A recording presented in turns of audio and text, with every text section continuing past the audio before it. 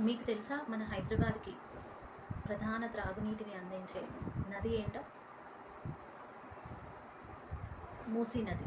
ఈ మూసీ నది అనంతగిరి కొండలులో నుంచి పుట్టి అక్కడి నుంచి ఆహ్, వాజీరాబాద్, నిజామాబాద్‌లో కలుస్తుంది. నిజామాబాద్‌లో ఉన్న కృష్ణా నదిలో కలిసిపోతుంది. సో, ఈ మూసీ నది కి 2 రిజర్వాయర్‌లు కట్టారు. అవేంటి? ఉస్మాన్ సాగర్, హిమాయత్ సాగర్.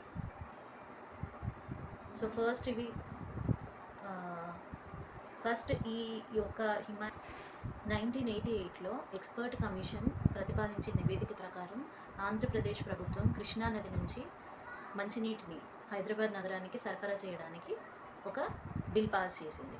సో, అప్పటి నుంచి కూడా ఇప్పటి వరకు కూడా అది కొనసాగుతూ ఉంది. సో, మనకు ప్రధానంగా హైదరాబాద్‌లో వచ్చే వాటర్ ఎక్కడి